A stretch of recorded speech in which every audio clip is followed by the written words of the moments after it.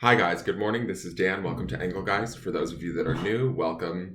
For those of you that are returning, welcome back. And for those of you that support me over on Patreon, thank you so very much for your subscriptions. If you're interested in supporting me on Patreon, please feel free to read the video description in the pull-down menu below the video on YouTube. Also in there is some house rules and things like that I would ask you to please read. They are important, and it gives you ideas of how to support the channel, what the videos are about, what their intentions are, and how to best use them. This video is for the greater collective, therefore it's for those that see it when they see it. But it is originally created for Monday, the 8th of March. It does not necessarily only apply to that date. If you're seeing it on a different date, it still might have a valid message for you, okay? Also, when using my messages, never take anything I say over a professional in their field. Again, refer back to that video description, and it will explain a little bit further what I mean by that. All right, so let's get into this and see what we've got going on. I will reference back to the weekly as underpinning energies, so be aware of that, and that video will be findable at the end of this video in the lower left-hand corner. So if you click on that, that may better help you to understand what I'm talking about when I'm talking about what the reading on Sunday. That's for the week. So let's see what cards we get today. Okay, so we have the Queen of Pentacles, and she is back. So the Queen of Pentacles is definitely a self-assured card.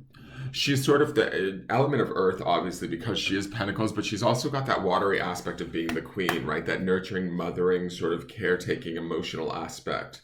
She's grounded, she's self-assured, she's about fertility and creativity. I always get this with this particular queen. If you look at her face, she feels a bit forlorn. She's also in the fall, right? Like with the flowers in her dress. It's a beautiful dress, and I love the time period, but it's that time where sort of things are dying down, things are falling away. It's that time where things go dormant, like with winter is coming sort of thing. And so when I'm looking at this, there is a forlornness. We have that Five of Swords underneath this, which is that sort of hard-won loss. She's also, this isn't the Nine of Pentacles, but I sort of feel like she gives me a little bit of Nine of Pentacles vibe of that singular female in a field. We even see harvest vines behind her, similar to the Nine of Pentacles. So I feel like we have the ability to create, we have the ability to be discerning, we have the ability to be practical, grounded in our decisions. But with that Five of Swords, I feel like we need to think about things all the way through. We need to think sort of slightly emotionally, but allow our practical brains to work for us with whatever we're dealing with today. The Queen of Pentacles is a master manifester, so the things that we want or the things that we focus on, we should be able to obtain. We might be able to see what we want, but for some reason, this is not necessarily a Queen of Pentacles thing, but I feel like maybe we might not be able to quite get there for some reason, or feel like we need to hold off for some reason, or pause and wait, think about it, measure it, or something to that effect. If you're in that state, that's okay. Allow it to just sort of be there. There is a strength to her and a steadiness or a sturdiness to her that I really like. Even though she's a queen, she's probably one of the stronger. Each queen has their own strength attributes, but her being the element of earth, she feels the most sort of sturdy, if that makes any sense. So remaining in our strength, grounding in who we are, knowing who we are both emotionally and sort of physically is going to work in our favor today, especially if we're dealing with some of that unspoken Five of Swords energy that we saw, right? If we're dealing with relationships, if we're dealing with situations that maybe, we feel like we might have won them, but we didn't quite win them, or we didn't net the results that we thought that they were going to be. We may have to go back to the drawing board with this Queen of Pentacles and sort of look at what our desires are, what it is that we want, and then start to begin to create again or work again at sort of feeling through that creation to figure out how it is and what it is that we want and how it is we're going to go about getting it. Those rabbits down in the lower hand corner indicate that sort of idea, of fertility. So, they indicate sort of pregnancy, new ideas, opportunities for change, things like that. So there is an opportunity here to create something new. Maybe it's within that relationship that we saw in yesterday's reading in the Five of Swords, or in those things that were left unsaid. I don't know if they will be said just yet, right? but I do think that we can start to sort of discern, like put focus on and start to figure out where it is we want to go, how it is we want to go. I do feel like she is pointed to the past in this, so we might be looking at past relationships and sort of how things have gone on or things that have been said in the past, and kind of maybe trying to figure out how we can best fix them, change them in a productive and mindful manner. So let's look at the next card, and this is Transformation, card number 26. Now we saw this butterfly, and 26 would be a numerological value of 8, right? Which is about balance, bringing things back into balance. The Queen of Pentacles would be about that earthy, grounded balance. We saw that butterfly in that 8 of Pentacles, right, at the end of the week in the Sunday reading. It's interesting that we have the Queen of Pentacles here, and we have this card, which is number 8, and that was the 8 of Pentacles, right? Numerologically, this comes to a number 8 too.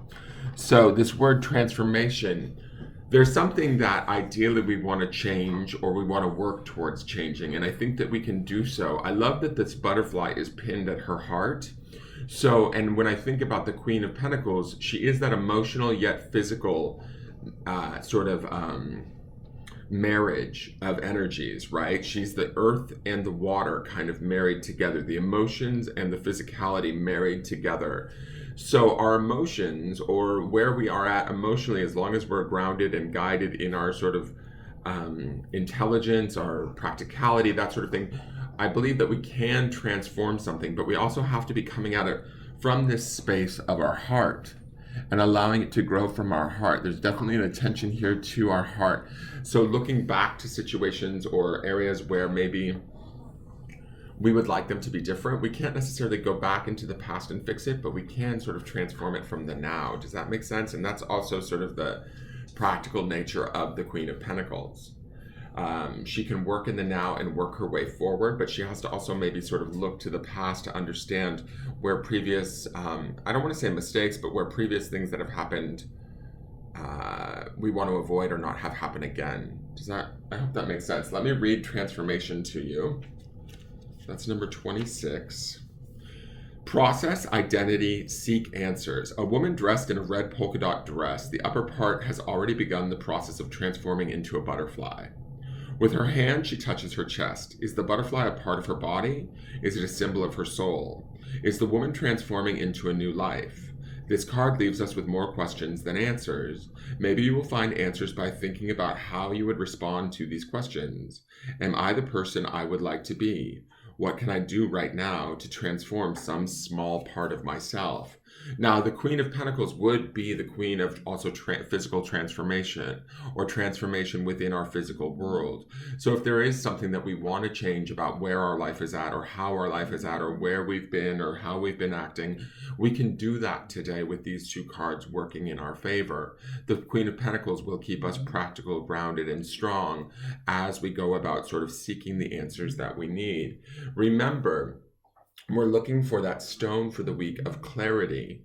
This woman, these two, transformation may not be completely clear just yet, but the Queen of Pentacles will help us to remain clear as we move through whatever it is we're looking for. Does that make sense?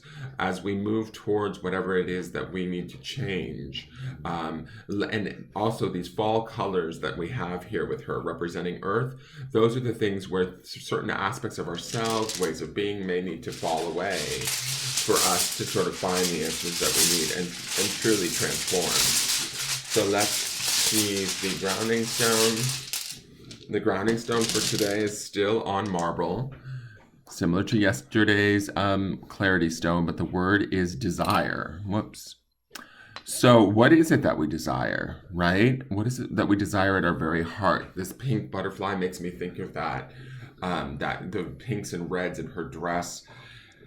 It's sort of like, what is our heart's desire? What is it if we could do differently, what would we do? And then start to make small changes towards obtaining that or acting in those ways.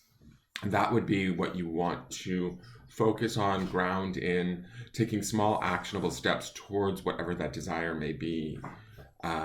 will help you today to maybe find that clarity that we seek. That is your forecast for the day. Please hit the thumbs up button and subscribe to the channel if you feel so inclined. I look forward to seeing you tomorrow. Take care. Bye-bye.